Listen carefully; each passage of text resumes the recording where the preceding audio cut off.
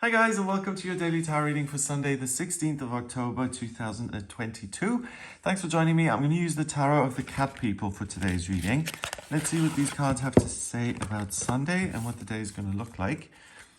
So I'm just going to choose three cards here. Let's have a look at what they've got to say. First card is the Four of Swords. Temperance. Oh, wow. And the Four of Pentacles. Okay, so this is really interesting to me. First of all, the Four of Swords is about rest and contemplation. It's about connecting with your higher self and asking for guidance and support. In this deck, it seems much more luxurious. She's kind of lounging around, playing with the cats, and the Four Swords seem to be almost decorative. So this signals to me that there's an opportunity to really rest and to decompress and to unwind and to just simply enjoy the day, the moments, playing and doing things that you enjoy. And with these Four Swords being in the back here, it seems to me like you can almost put worries and concerns to the side for the time being, and you can just really enjoy being present without feeling like something is looming over you. These four don't seem particularly threatening to me. They seem more decorative, plus they match the cats and the headscarf. So they seem pretty integrated to me. So this is an opportunity to then rest. The Four of Swords is also about looking at something that only exists in your mind's eye, or something that's true for you, and praying about it or meditating about it in order to get a deeper understanding.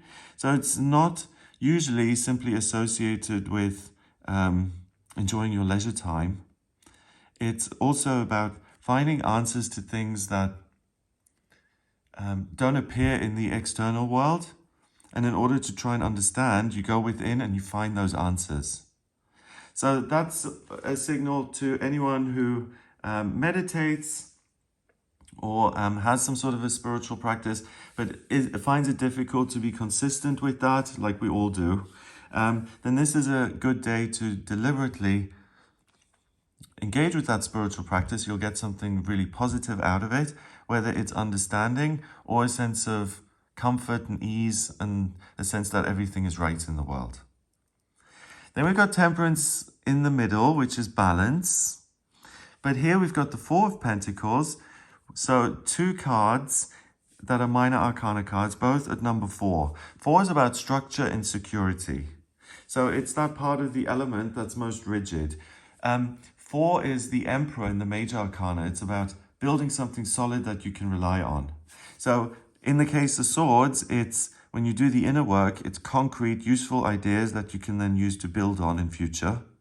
So sometimes it's important to relax. You actually get something out of it. And not everything is about productivity anyway.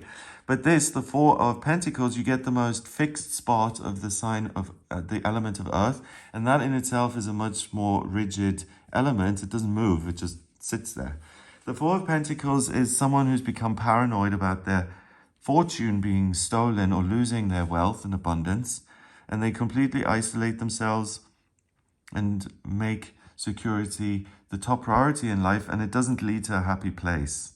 So this is too much of a good thing. The Four of Pentacles is associated with being miserly and fearful and confusing, again, your actual security, which is you, with your financial security.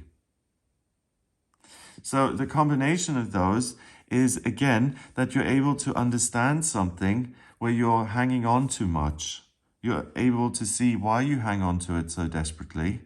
And with temperance, balance, and usually a path to enlightenment opening up, you're able to see it from all different angles, and it allows you to detox it and to let it go. That's the key thing I'm getting about the day, is the ability to let go of things that you haven't been able to let go of in the past.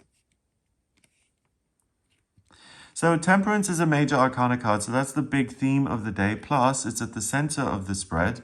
So Temperance is usually an angel that comes along and dips its toes into the water, and it's this process of letting your instincts and your feelings guide you, and working in conjunction with your feelings. So educating yourself, talking to people, making decisions in the real world, but including your inner voice in that, basically.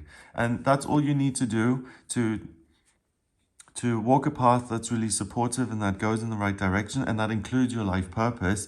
The card is saying, basically, don't just have a physical experience, include your higher self, your guides, your angels in that. They want to help you and they'll ensure that you have a better experience. And the Temperance card is a moment when you can get there. When you can say, yes, I'm a human being, but also there are all these things going on for me spiritually. I'm going to take a moment to listen. Like this card is just lying there, observing, and that's what you can do. You can just see what the universe wants for you, what you're feeling, what feels good, what doesn't. And that's really responsible for then having the time and presence of mind to look at behaviors or circumstances which make you feel trapped and like you don't have a free choice, and you're able to calmly come up with solutions to those problems, whereas other times it may panic you and you're like, oh, this is too much to deal with. Finally, the Four of Pentacles then. She's in this red dress associated with the root chakra, and that's all about the physical. So if you're obsessed with something that exists in the physical realm, your appearance or an addiction or a certain behavior that you feel you have to do in order to be happy or to feel healthy, but you know it's not fundamentally good for you. Living situation, career, obviously, because Pentacles rules money.